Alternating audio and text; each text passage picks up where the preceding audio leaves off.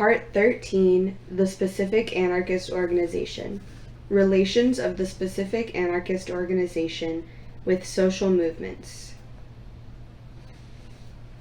We have until now dealt several times with the separation between the social and political levels of action. We intend to expose in a little more detail what we understand by each of these levels, the strengths and weaknesses of each, and especially the way in which we understand them to be able to relate to one another. For us, the social level is the ambit in which social movements are developed and in which we must seek to build and increase the social force of the popular organization. It has social movements as favored actors, but is not reduced to them. At this level, when we deal with social movements, we emphasize that they should not fit with any ideology, but should be formed around need, a common and concrete cause. They must be organized around concrete and pragmatic questions that seek, in case of victories, to improve the living conditions of the exploited classes.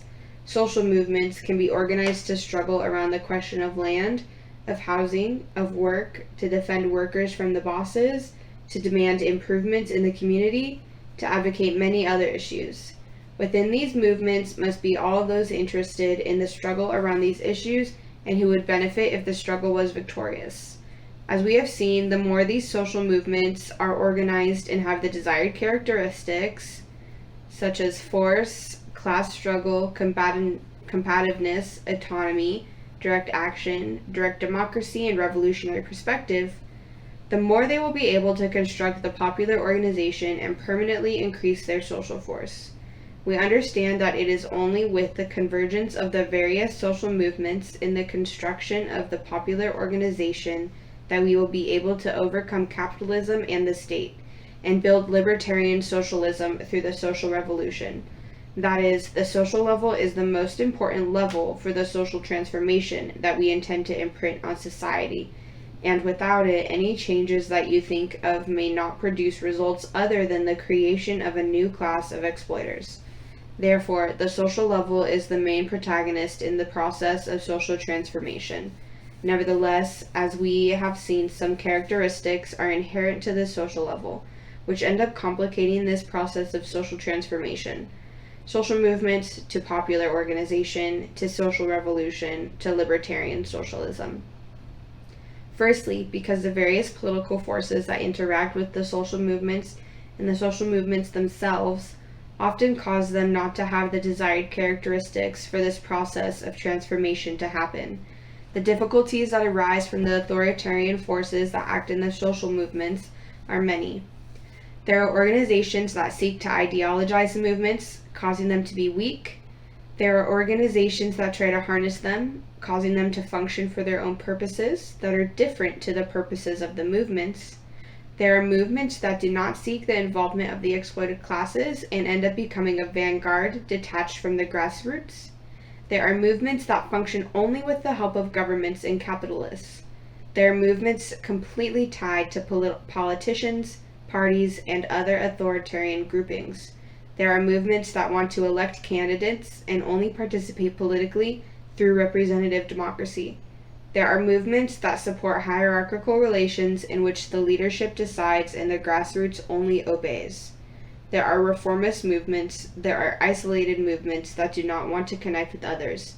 There are movements that do not produce theory and situational analysis, among many others. Other difficulties arise from the actual operating of social movements. As they are always organized around short-term struggles, there is a very big risk that their ultimate objective ends up being the simple victory in these struggles. When this happens, many social movements become reformist movements, that is, movements whose aim is an adjustment or achievement within the capitalist system. Most of the time, these short-term struggles distance social movements from revolutionary struggle. Moreover, as these movements are in most cases formed spontaneously, there is undeniably an organizational difficulty to carry out any long-term struggle. Therefore, spontaneism, the spontaneous mobilizations of the masses, repercussion of an accumulation of unsolved problems that just pop up, if they are not properly channeled and instrumentalized, makes it is difficult to transcend the political plane in terms of changing power relations. End quote. As we have seen, social movements are still subject to variations in situation, and they are sometimes responsible for demobilization. These processes of ebb are also often responsible for them to lose the accumulation and learning in struggles. That is, if on one hand the social level should be the main protagonist of social transformation, on the other it has serious limitations for this to happen. We understand that this transformation will be the result of an addition to the social level made by the political level. The political level is the ambit in which the specific anarchist organization develops. Unlike the social level, the political level is an ideological level, an anarchist level. The problem of power, start quote, the problem of power, decisive in profound social transformation, can only be solved at the political level through political struggle, and this requires a specific form of organization, the revolutionary political organization, end quote. This political level must necessarily interact with the social level, as we understand that without the social level, the political level is incapable of realizing the desired social transformation. Thus, the political level absolutely needs the social level, which, as we have said, is the protagonist of social transformation. Start quote. Neither an insurrection nor a prolonged process of struggle are possible on the backs of or distant from the masses. The spontaneous predisposition of these, which it is the function of the political organization to channel in terms of organization and ideological development, always has an absolutely principal role. You cannot make a revolution on the sidelines or despite the people, and even less build a new social system without the initial support of at least a substantially large sector of the people, end quote. The specific anarchist organization aims to put into practice a revolutionary politics that conceives the means of reaching the final objectives, social revolution and libertarian socialism, with action always based on strategy. For this, it organizes as active minority, coordinating the ideological militant activities that work as yeast for the struggles of the social level. The main activity undertaken by this political level is the social work that occurs when the political level interacts with the social level. In this contact, the political level seeks to influence the social level as much as possible, causing it to function in the most libertarian and egalitarian way possible. We have seen that this can happen directly between the anarchist organization and the social movements, or through groupings of tendency. From the moment that the political level obtains this, even partially, we say that it has social insertion. It is only through this social insertion that we understand it to be possible to build a popular organization and, increasing its social force, reach the final objective. Therefore, for us, as the political level needs the social level, so too does the social level need the political level. Start quote. Hence, the need for an ideological activity of explanation, and to have the elements necessary for it, that is not contradictory, but complements other levels of struggle, economic, military, etc. By ideological activity, we do not mean obviously educationalist ideological preaching, which refers more or less exclusively to the diffusion of revolutionary theory, even though, let us clarify, this also has its importance. Ideological activity is something more than the mere diffusion of theoretical knowledge. The facts, the actual political practice are ingredients, key elements for the integration of a level of revolutionary consciousness. An essential ideological result is based on demonstrating before the people the prospect of victory, a journey of hope, of confidence in the possibility of a profound revolutionary transformation. And this demonstrative function is the function of a politically organized minority, with an ideological level of consciousness that cannot be generated in the spontaneous practice of the masses, a level that implies the overcoming of spontaneism. End quote. Thus, we understand that the social and political levels are complementary. This because the political level in this process or influence that occurs when social insertion takes place seeks to give to the social level the desired characteristics which it often lacks. Some because of the influence of the authoritarian political forces, and others because of the workings of the social level itself. In this interaction with the social level, the political level should fight in order that the movements are not ideologically driven, to avoid the negative influence of all authoritarians, preventing them from using the social movements for their own ends, to involve the exploited classes as much as possible in the process of struggle and causing them to be the true protagonists of social transformation, to ensure that the movements do not live by the favors and aid of the ruling class, but that they impose their conquest by force, to ensure that the movements are not linked to politicians, parties, and other authoritarian groupings, that they do not seek the election of representatives in the parliamentary system, but that they carry out their own politics in order that everyone from the movements can discuss and deliberate all issues in the most democratic way possible, such that there is no hierarchy, such that the social movements use their short-term gains in order to build a long-term revolutionary project, such that the social movements connect and build the popular organization, such that they assist in the elaboration and production of theory and the necessary analysis of the situation, such that spontaneity is transformed into organization, such that in case of ebbs, they do not lose the accumulation and learning of struggle. The social level is characterized by strong ebbs and flows, as it varies more than the political level in relation to the conjuncture. Thus, an important political level function is to ensure the continuity of ideological and the accumulation of ideology and the accumulation of struggles in times of ebbs or even flows of the social level. This because, start quote, the anarchist political organization is also the ambit in which is accumulated an experience of popular struggle, both at national and international level, an instance that prevents the dilution of knowledge that the exploited and oppressed acquire over time, end quote. In times of flow of social movements, the role of the specific anarchist organization is to propel them. In times of ebbs, its role is to keep the flame alight, or to wait and prepare for new opportunities to act. Start quote. Anarchism does not aspire to the conquest of political power, to dictatorship. Its principal aspiration is to help the masses to take the authentic path of social revolution and the construction of socialism. But it is not enough that the masses take the path of the social revolution. It is also necessary to maintain this orientation of the revolution and its objectives: the suppression of capitalist society in the name of the society of free workers. End quote. Thus, the process of political level influencing the social levels seeks to ensure that it possesses the desired characteristics. In cases where they already exist, then the political level only accompanies. In case they do not exist, it struggles to make them exist.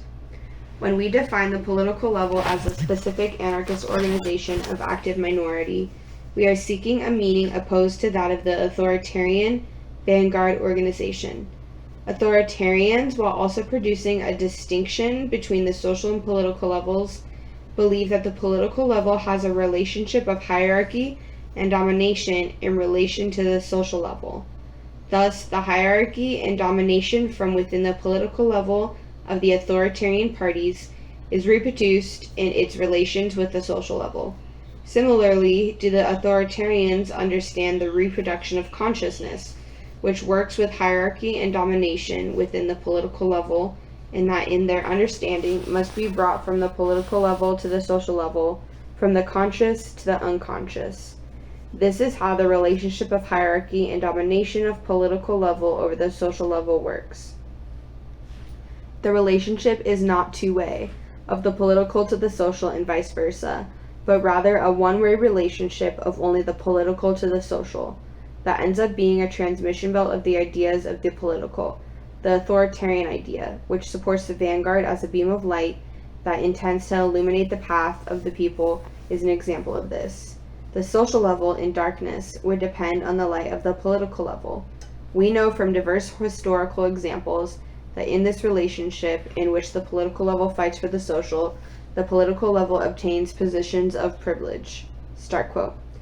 But we anarchists cannot emancipate the people. We want the people to emancipate themselves. We do not believe in good that comes from above and is imposed by force.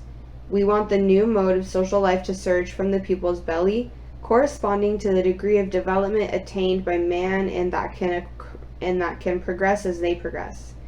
It is therefore important to us that all interest and all opinions find in conscious organization the possibility of asserting themselves and influence collective life in proportion to their importance. End quote.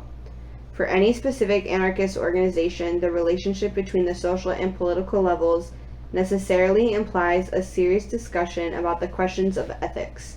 We have assumed from the beginnings that, start quote, the FARJ will respect the strong ethical principles that support it, promoting the development of a political culture based on respect for plurality of perspectives and affinity of objectives, end quote. It is through ethics and only through these that the anarchist organization does not act as an authoritarian, even if revolutionary, party. The ethics of anarchism, unlike all ideologies, holds a unique position on the relationship between the social and political levels. For this reason, ethics are absolutely central to any anarchist organization that wants to work with social movements. Unlike the vanguard organization, the political level organized as active minority that acts with ethics doesn't have a relationship of hierarchy nor domination in relation to the social level. For us, as we have emphasized, the social and political levels are complementary and have a dialectical relationship. In this case, the political level complements the social level, as well as the social level complementing the political level.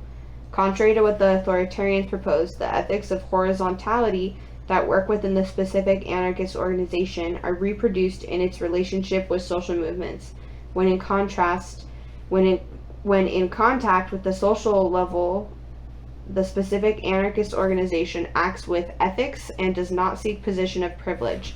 It does not impose its will, does not dominate, does not deceive, does not alienate, it does not judge itself superior, it does not fight for social movements or in front of them.